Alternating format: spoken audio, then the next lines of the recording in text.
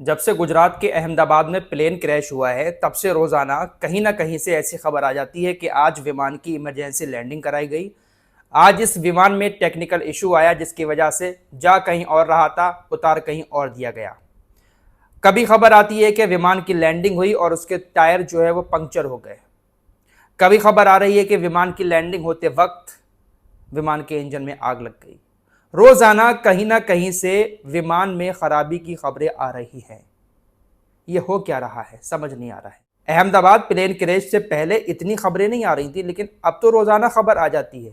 डर का माहौल बना हुआ है। लोग हवाई यात्रा करने से घबरा रहे हैं। मानो ऐसा लग रहा है कि आसमान में कोई वायरस फैला हुआ है जो विमानों को खराब कर रहा है।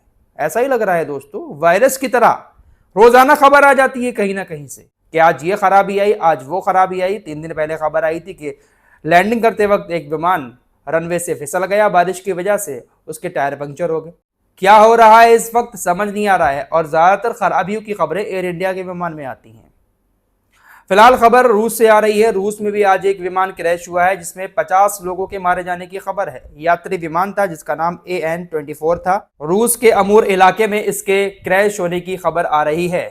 इसमें 5 बच्चे थे, 43 लोग और थे, 7 क्रू मेंबर थे। कुल मिलाकर 50 लोग शामिल थे।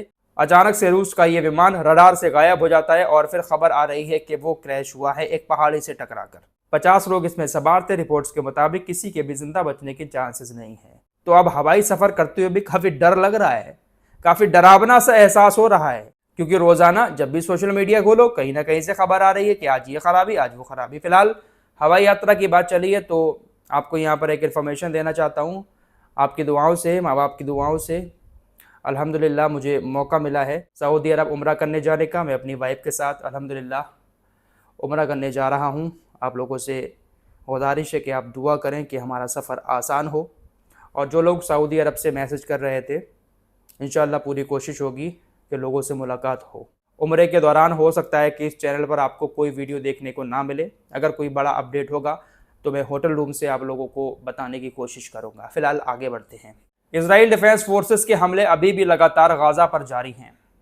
गाज़ा का एक शहर हुआ करता था बेत हनून। यहाँ पर बड़ी ऊंची ऊंची इमारतें थीं, लेकिन रात एक आखिरी एयर स्ट्राइक IDF की तरफ से बेत हनून पर की गई है। एक आखिरी इमारत बची थी, उसको भी जमींदोज कर दिया।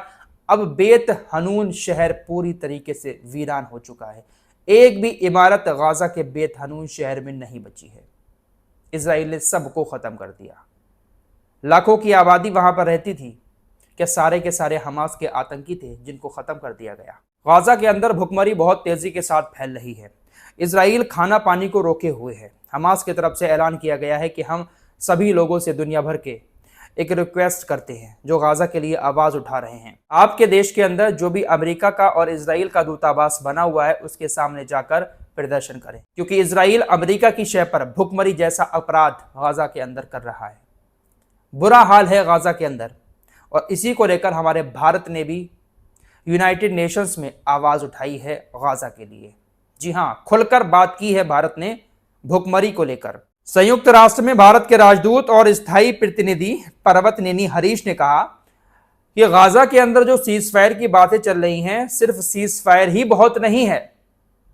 गाज़ा के अंदर इस वक्त जिस तरीके की हालात हैं, तुरंत मानवीय सहायता पहुंचनी चाहिए। वहां पर घायल और बीमार लोगों का इलाज नहीं हो पा रहा है।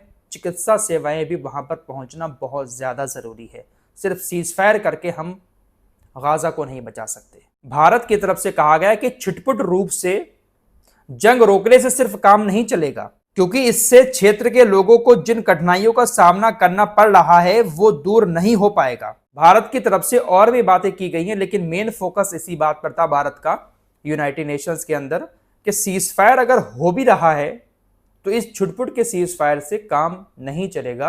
गाज़ा के हालात इतने बुरे हैं, भुखमरी ऐसी फैली है, बीमारों को इलाज नहीं मिल पा रहा है, तो वहां पर चिकित्सा सेवाएं भी अच्छी होनी चाहिए और मानवीय सहायता भी पहुंचनी चाहिए। तो कह सकते हैं कि भारत ने गाज़ा के लिए आवाज उठाई।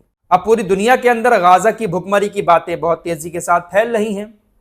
यूनाइटेड नेशंस में भी इसकी चर्चा हुई, तो इजराइल को भाई जवाब तो देना था। इजराइल की तरफ से कहा गया कि यह सिर्फ एक झूठा प्रचार कर रहा है हमास हमारे खिलाफ, कि हम गाजा के लोगों को भूखा मार रहे हैं। ऐसा कुछ नहीं है। रोजाना गाजा के लिए सहायता पहुंच रही है। बॉर्डर पर ट्रक मौजूद हैं। तकरीबन 950 ट्रक गाजा के बॉर्डर पर खड़े हुए हैं। लेकिन यूनाइटेड नेशंस गाजा के लोगों तक मदद पहुंचाने के लिए जो कदम उठा रही है उसमें देरी हो रही है, जिसकी वजह से भूख का संकट और ज्यादा गहराता जा रहा है। इजराइल ने कहा कि हमारी कोई गलती नहीं है, यूनाइटेड नेशंस देरी कर रही है सहायता पहुंचाने में, इस वजह से भुखमरी ज्यादा फैल रही है। हम तो किसी को नहीं रोक रहे हैं, 950 ट्रक खड़े हुए हैं। किस तरीके की बहानेबाजी करता है इजराइल।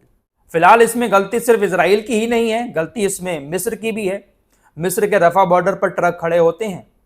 मिस्र की इतनी हिम्मत नहीं होती है कि बिना इजराइल की इजाजत के अपने बॉर्डर को खोलकर गाजा के अंदर ट्रकों को जाने दे।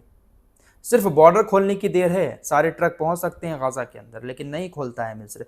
बेल्जियम के किंग ने मिस्र से गाजा के घिरे लोगों को मानवीय सहायता प्रदान करने और उनके दर्द को कम करने के लिए रफा क्रॉसिंग को तुरंत खोलने की अपील की है। यानी यहां पर मिस्र की भी गलती है कि वो अपने बॉर्डर को नहीं खोलता है बिना इजराइल की इजाजत के। फिलहाल ईरान की तरफ चलते हैं। ईरान के अंदर बहुत सारे धमाके आए दिन हो रहे हैं, लगातार आपको खबरें भी दे रहा हूं। अब खबर आ रही है कि ये जो धमाके हो रहे हैं इसके पीछे इजराइल का ही हाथ है। न्यूयॉर्क टाइम्स ने बहुत सारी ऐसी रिपोर्ट छापी हैं जिसमें ये कहा जा रहा है कि इसके पीछे इजराइल का ही हाथ हो सकता है। जो धमाके हो रहे हैं, रहस्यमयी धमाके, कब हो जाते हैं, कहां पर हो जाते हैं, कुछ पता नहीं चलता। ईरान के अंदर रोजाना धमाके हो रहे हैं। आइए अब थोड़ा सा भारत की राजनीति की भी बात कर लेते हैं। भारत के अंदर जब भी कहीं पर चुनाव होता है या भारत की राजनीति पर जब भी कहीं चर्चा होती है तो उसमें मुसलमानों का जिक्र बहुत ज्यादा होता है। अब मानसून सत्र शुरू हुआ संसद का। अभी 2 दिन पहले अखिलेश यादव संसद भवन से कुछ दूरी पर बनी एक मस्जिद में एक बैठक करते हुए दिखाई दिए। बाकायदा इमाम साहब बैठे हुए हैं, इमाम साहब की जानामाज पड़ी हुई है और वहीं पर अखिलेश यादव बैठे हुए हैं और कुछ और नेता समाजवादी पार्टी के हैं, साथ में डिंपल यादव भी हैं, अखिलेश यादव की बीवी। जब ये फोटो सोशल मीडिया पर वायरल हुए तो उसके बाद बीजेपी ने अखिलेश यादव को समाजवादी नहीं बल्कि नमाजवादी करार दिया। अब इसको लेकर मुस्लिम जो उलेमा हैं उनकी तरफ से अखिलेश यादव से कहा जा रहा है कि वो माफी मांगे। मुस्लिमों की तरफ से इस बात पर एतराज जताया जा रहा है कि अखिलेश यादव ने मस्जिद के अंदर बैठकर बैठक क्यों की। मौलवियों का, उलेमाओं का कहना है कि मस्जिद अल्लाह का घर है, यहां पर सिर्फ इबादत की जाती है। मस्जिद को सियासी मंच की तरह इस्तेमाल करना बिल्कुल गलत है। यहां पर सियासी बैठकें नहीं हो सकती। अखिलेश यादव को ऐसा नहीं करना चाहिए था और जो इमाम साहब उनको वहां पर लेकर गए उनको भी ऐसा नहीं करना चाहिए था। मस्जिद अल्लाह का घर है और यहां पर सिर्फ और सिर्फ अल्लाह की ही इबादत हो सकती है। इसके अलावा सियासी चर्चाएं यहां पर नहीं हो सकती। साथ ही साथ डिंपल यादव वहां पर पहुंची। महिलाओं का जाना भी मस्जिद में मना है। इसको लेकर अभी कुछ मुस्लिम विद्वानों की तरफ से कहा जा रहा है कि डिंपल यादव ने जो कपड़े पहने थे उनकी पीठ भी पीछे से दिख रही है और आगे उनका पेट भी दिख रहा था। साड़ी में जो दिखता है इसी कपड़ों में वो मस्जिद के अंदर जाकर बैठी। ये एक बहुत बड़ी बेअदबी का सबब बना। इन सारी चीजों को लेकर अखिलेश यादव को माफी मांगनी चाहिए। ऐसी चीजें मुस्लिम विद्वानों की तरफ से अब उठाई जा रही हैं, पूरी तरीके से गलत बताया जा रहा है। तौकीर रज़ा हुए, शहाबुद्दीन रज़वी हुए या और कुछ मौलाना लोग हैं, उनकी तरफ से इस मामले को लेकर एक बड़ा रिएक्शन दिया जा रहा है कि अखिलेश यादव ने मस्जिद को सियासी मंच बनाया। ये पूरी तरीके से गलत है। इस मामले पर आप लोगों का क्या कहना है? अखिलेश यादव के इस फोटो के आने के बाद बीजेपी ने उनको नमाजवादी बता दिया और जो मुस्लिम है वो इस तरीके से अखिलेश यादव के ऊपर आरोप लगा रहे हैं। फिलहाल बिहार की तरफ चलते हैं। बिहार में चुनाव आने वाला है। कई हजार वोटरों को वोटर लिस्ट से हटा दिया गया है। अब इसको लेकर सियासत गर्मा गई है। लोग आरोप लगा रहे हैं सरकार के ऊपर कि इन्होंने जानबूझकर ऐसी जगहों पर वोटों को कटवाया है जो विपक्ष के खाते में चले जाते। कई हजार वोट कटे हैं। तेजस्वी यादव की तरफ से कहा गया है कि हम चुनाव का बहिष्कार भी कर सकते हैं, जानबूझकर वोटों को काटा गया है। अब चुनाव आयोग ने इस पर जवाब दिया है कि ऐसा कुछ नहीं है, हमने सिर्फ उन वोटरों को काटा है जिनकी मौत हो चुकी है या जिनके वोट इलीगल तरीके से बनाए गए थे या जो वैध नहीं है उनका वोट हमने काटा है। 22 साल के बाद ये सब हुआ है। इससे पहले बहुत सारे ऐसे वोट थे जो मर चुके हैं लोग, उनके भी वोट डाले जा रहे थे, उनके नाम भी शामिल थे।